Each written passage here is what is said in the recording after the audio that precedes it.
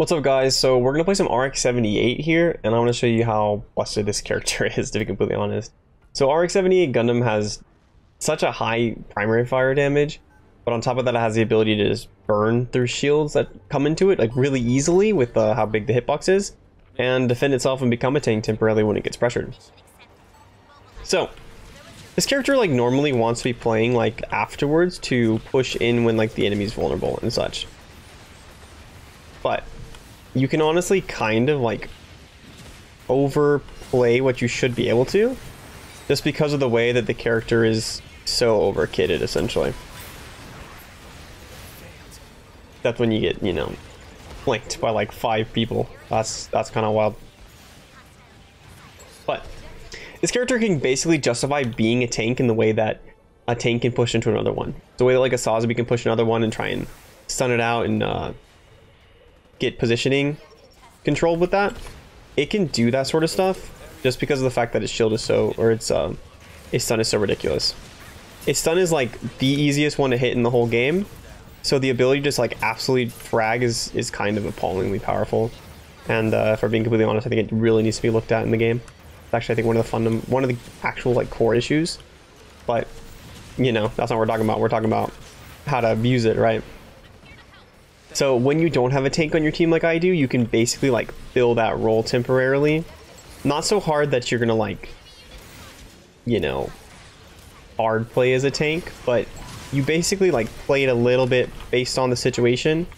Like if things are going decently, then you become tankier. But if you start getting pressured more, then you're gonna start changing that. You're gonna become a little bit more like passive damage based, and there's just so much potential you can do with it, basically. But like, it is an enforcer character like I've been talking about, but it's kind of like an enforcer character that just happens to be on steroids, because not only does it have the ability, like I said, to like, its cooldowns are strong enough to push when the enemy's low, but its cooldowns are also strong enough to push like when the enemy's got a lot of HP. So that's an amazing little combo that just happened to pop up there. Finish these off here. When you're using the ultimate, you're basically going to want to do something like I do, minus the, you know, taking a bunch of damage and dying. But you're going to want to throw it into like the core of where the enemy is. Try and put it in a spot where it's going to get hidden behind a corner or something like that.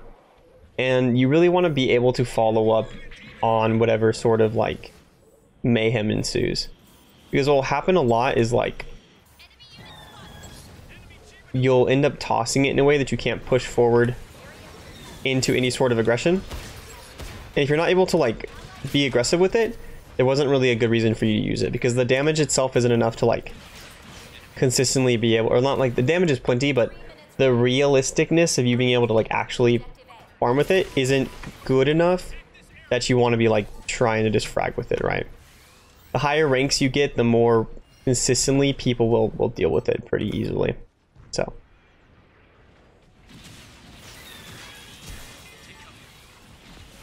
oh, I cannot walk through either of these areas here. Oh, we get the kill on that guy.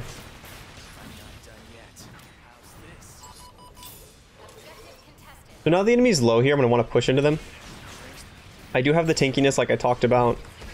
Tankiness to do things like push into here, burn someone, and if I needed to, I could use my shield to get out. You do have to keep in mind that you're not like, you know, I'm not a super high HP character. I only have 1000, so you will get kind of screwed in dangerous situations, but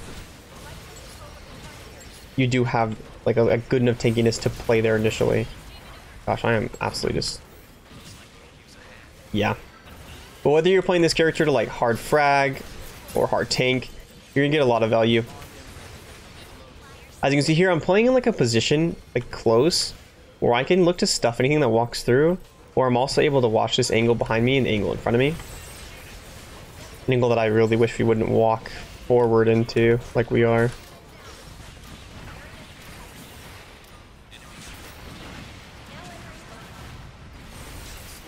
Trying to get back to this corner though. Oh, hello. Because we've let them in now, because I was getting pressured and I couldn't hold that too much. Like, this has become like much more of like a hectic fight than it ever really needed to be for our team. And it looks like we're kind of losing it here, to be honest. which is, you know, it's fine. We'll still win this round, but again, because you have both the capability to play in such an aggressive position, to play as a tank, you can carry your games with just that sort of space control. Like there's times where this character plays as like a better tank than like even Sazabi does. Like, yeah, that's Sazabi fed, so that's not the best example, right? But because you have the flexibility, because you have the range, the solid damage output, the shield, the stun, you're able to get a lot of the same value that Sazabi wants to, but can't consistently do because it's so vulnerable to stuns. Like this. Now his shield's gone and he just is a massive easy to hit hitbox, you know? I dashed through that right click. That was not an ideal press at all.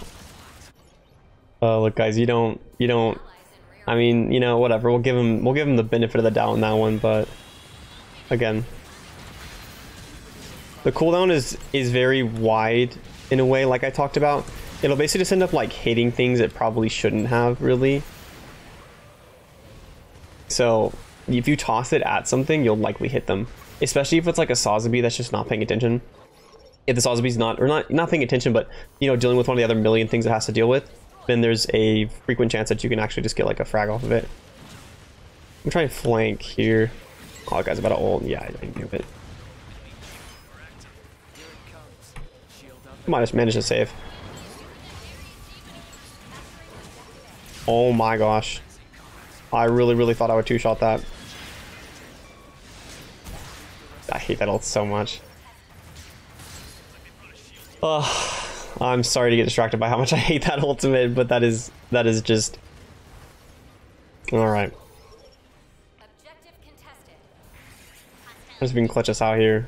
This is looking a little bit dicey. 1 kill, 2 kills.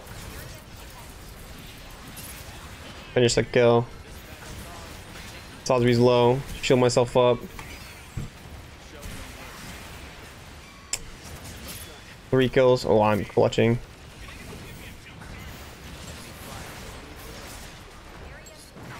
Dude.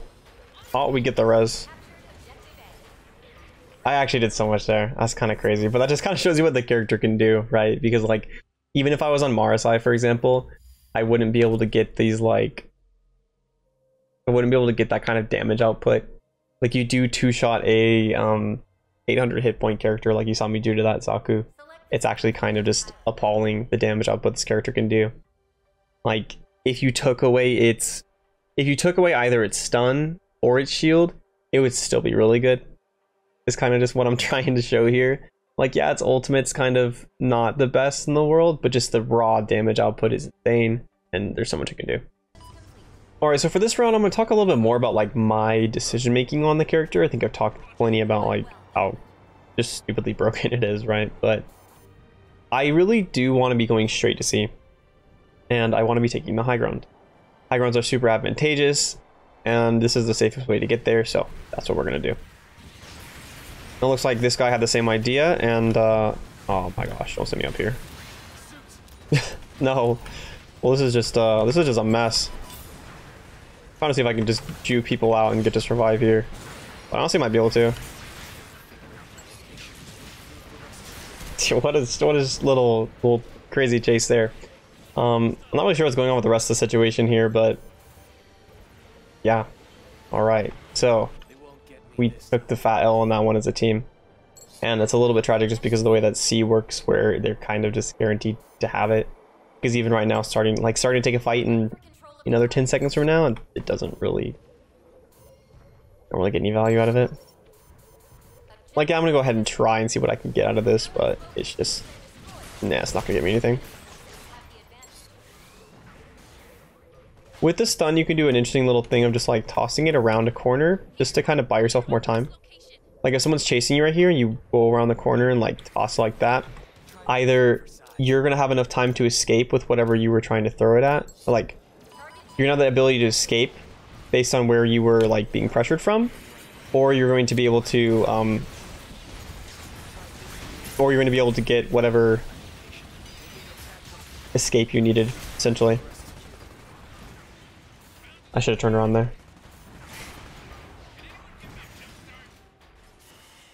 But, yeah. So, this round isn't going too hot. That's fine. I am going to look and try and, you know, poke from here. Because I do have so much damage, I do want to try and, like, deal with anything that, like, pressures main. And these guys are pressuring dang hard. I'd love for us to summon a flank. Like, they're pushing so hard. We need some damage output. I'm gonna try and take a little soft flank here. This is gonna turn into a hard flank, to be honest. We're pretty even here. I'm just gonna look to poke out what's ever in their back line. I'll pump some damage into here. And now that I've been pressured a lot, get back to my team. And die because there's a melee Zaku just walking around. Where do these things come from, man? Like, that is one thing about this map in particular, just the way that, like, it's always flanking, bro. You guys are literally just always flanking.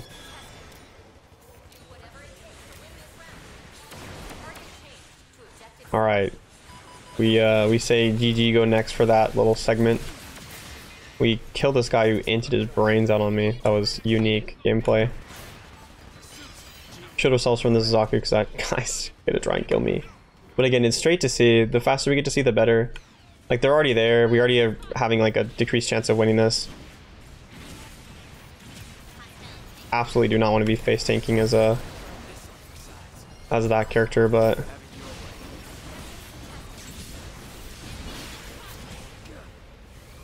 it looks like we might have pulled back enough frags to be able to win this. Again, it's super, super important, and now it's in overtime, so now we actually get like a huge advantage from this.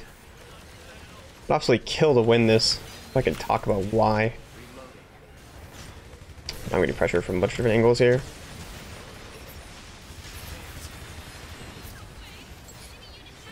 A little bit disappointing. I'm gonna swap on a Barbatos to just get there faster. Whatever. If you're looking for some more Gundam Evolution videos, then make sure to check out my mobile suit guides. I made one for all original to 14 mobile suits, and I did a Should You Main guide series also, covering the same mobile suits and talking about whether you should actually main them in Gundam Evolution or not.